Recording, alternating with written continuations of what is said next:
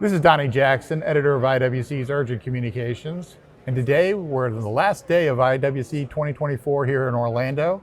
And I get to speak with good friend Chris Sanders of Verizon Frontline. Chris, thanks for taking the time to speak with me. Thank you. It's my pleasure. I'm happy to be here.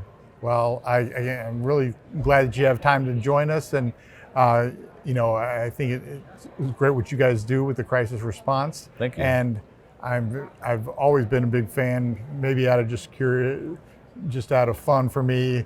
The capabilities of drones has really changed the situational awareness game and frankly changed the coverage game significantly. What are some of the things you guys provide here? So our UAS team within Verizon comprises over 250 pilots. Those pilots are broken up into different teams. My team, for example, is the crisis response UAS team. So within our Verizon Frontline UAS team, what we focus on is more situation awareness for public safety agencies, as well as search and rescue applications, as well as post-crisis mapping, showing up and giving imagery to the public safety agencies so they can make better decisions in the moment.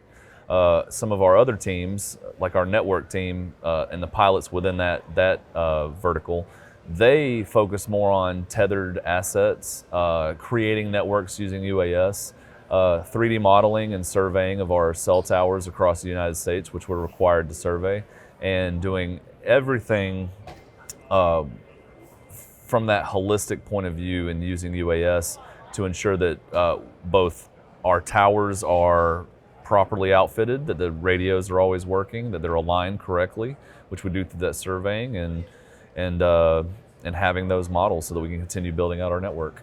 Okay. By the way, how much training do your pilots have? So when I created our program back in 2020, I have spent a considerable amount of time in the UAS industry, and through my experience of developing and building safety programs and UAS programs, it became extremely clear to me that training is probably one of the most important aspects of any UAS program. If you can spend thousands and thousands of dollars on equipment, but if you're not investing the same amount of time and effort and money into training your pilots properly, then your program is going to fail 100%. So within Verizon, I ensure that my team is always properly trained, and through getting their FAA certification. But the FAA certification is literally the beginning. It's just the first step. Right. So then after that, it's all of the training about how to become a operational pilot within Verizon, how to apply, risk management, risk acceptance, understanding when you can and can't fly, understanding airspace, understanding everything and how you interact as a pilot within that airspace. So yeah, we go to great lengths to train our pilots. Okay, and are they gaining specialization? I mean, I'm thinking, a basketball team, some guys are down in the paint, other guys are out of the three-point line.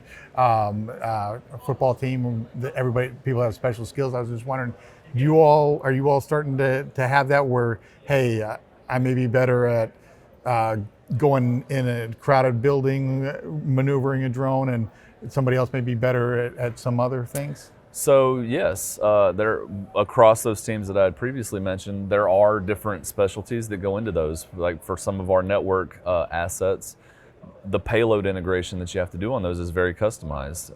That's not a UAS that you can just take out in the field, push a button, and it's up. There are considerations that have to go into how is this payload going to be used? What do we have to do?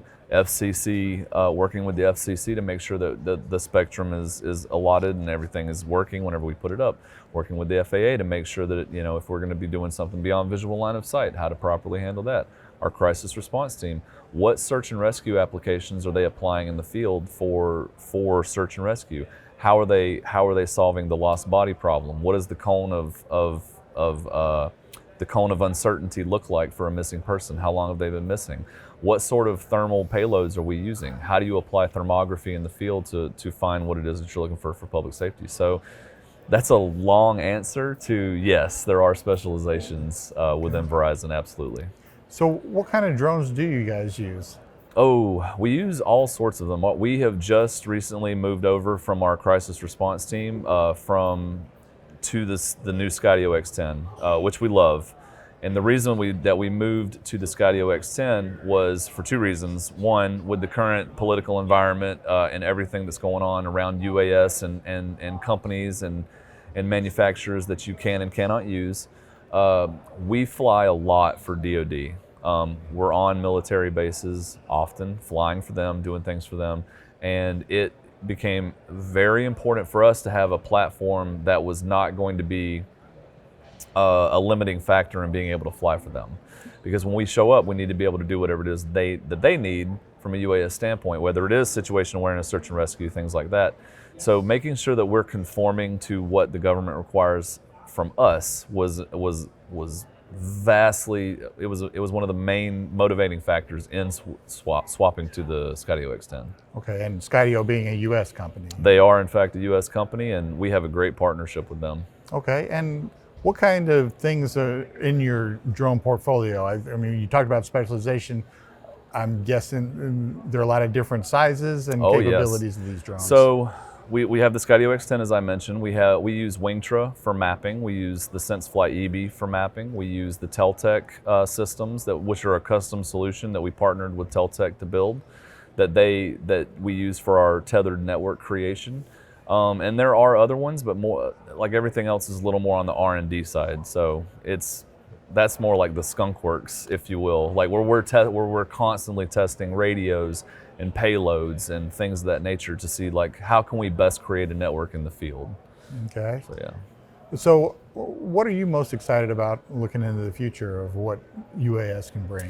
The thing that I'm most excited about is seeing how, through putting aircraft on cellular networks, LTE and 5G networks, and bringing that level of technology to UAS and getting away from RF and getting more into cellular connectivity on the UAS, how that can play into traffic management and UAS airspace integration. Because when you move away from RF and you move more into something that can be better defined, better tracked, better controlled, it allows for those layers of integration to take place. Once those layers of integration take place, the regulatory landscape becomes much more forgiving because now you have a working model. So we're going from this the environment where we have to constantly work with the FAA to ensure that we're operating safely and efficiently to more of a UTM model where integration has happened, so it's just a process,